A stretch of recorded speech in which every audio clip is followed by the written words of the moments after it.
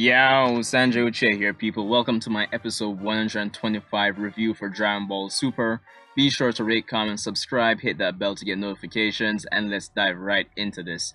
So, coming right off episode 125, honestly, it's definitely better than 124 by like leaps and bounds. Like, almost, I think in almost all aspects, 125 is better than 124.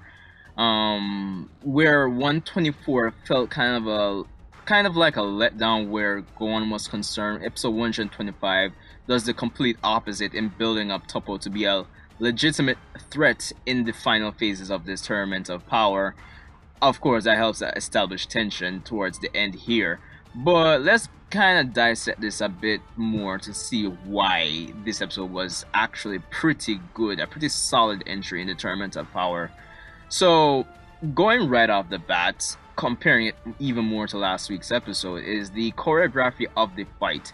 As we see this episode, Freeza and Android 17 take on Toppo as he goes from his normal state into his God of Destruction state.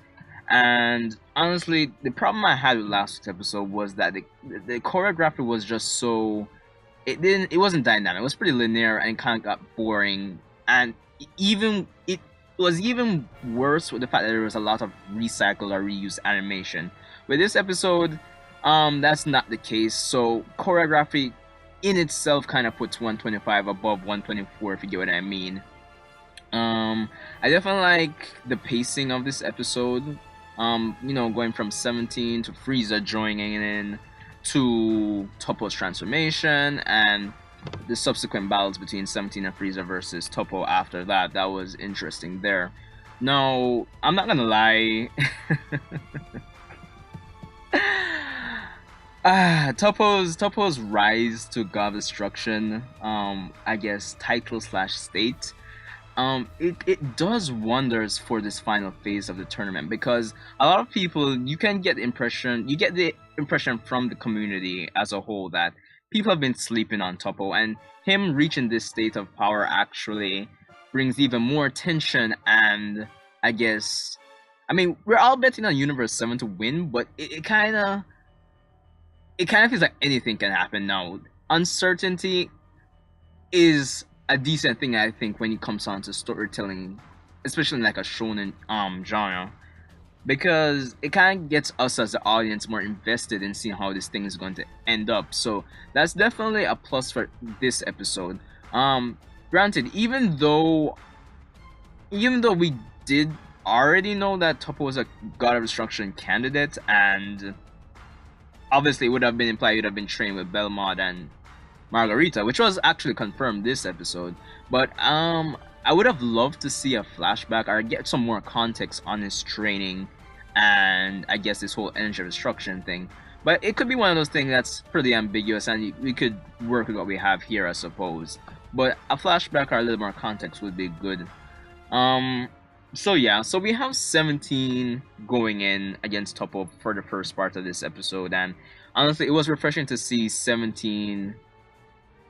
I guess the writers essentially gave us even more reason to I guess, say, 17 has been one of those characters in this arc that's been one of the better sides of this arc. Power scaling, like, sloppy power scaling or bad writing aside where his power is concerned is one thing, but he's definitely been one of the more refreshing tidbits of this tournament. And seeing him adding even more strategy by being one of the only characters to actually mention that he plans to wait out the time by taking advantage of his infinite stamina, that was definitely a plus. So you have to give the episode. And of course, this was confirmed multiple times through the art that the androids have infinite energy and all of that, so kudos to that there. Of course, Frieza coming in, and as I mentioned, Frieza characterization is the next thing. Characterization for Frieza in this episode was spot on. Like, granted, I think it's almost impossible to get Frieza wrong, but characterization-wise, Frieza was on point for this episode. Just from his ruthlessness, his savageness, him attacking Toppo when he's beam clashing with 17, him getting frustrated when he realizes he can't even beat Toppo anymore by trying to kill him, outright kill him. Characterization was spot on, and even the reference back to Dragon Ball Z, you got that reference. You remember when Frieza would have got hit with the spirit bomb and he comes back and he has his eyes, one of his eyes kind of partially closed. That was an interesting reference I like there. Um, so there's that.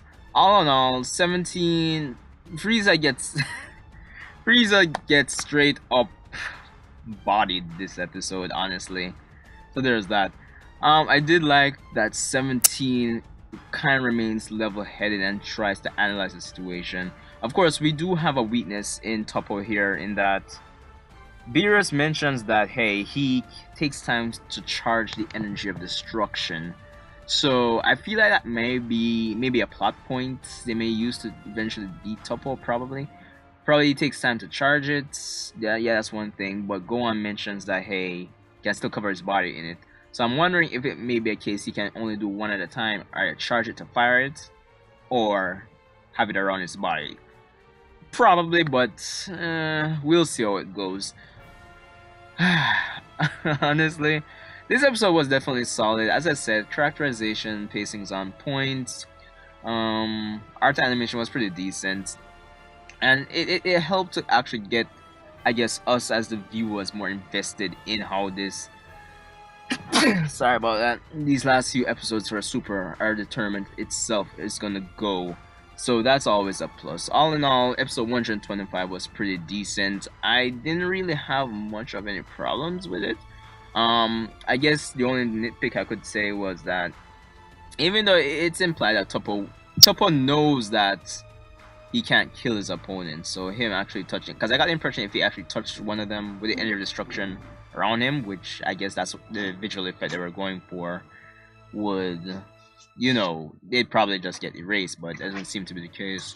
I guess based on the dialogue, I guess Toppo can control it to that level, even if visually speaking the aura is still around him. So there's that. But all in all, I'd say a pretty solid episode. If there's anything I missed, let me know in the comment section below. But yeah, still due to do a follow-up video on the whole Super ending, but in due time. That should be up before Super ends, so I can promise you guys that. Also, I've mentioned this already, but I have started a second channel. Be sure to check it out. I'll link it in the end screen annotations. BLA Productions. So if you guys are interested in seeing Jamaican plays and all that, you can definitely check that out. But anyway, Sanjay Uchiha, rate, comment, subscribe, and I'll see you guys in the next one. Oh, I almost forgot. Yeah, Goku and Vegeta did fight Jiren even more this episode, but it's neither here nor there. Honestly, it's got more of the same of what we got last week, really, and Jiren being unstoppable. You know the drill, like, eh.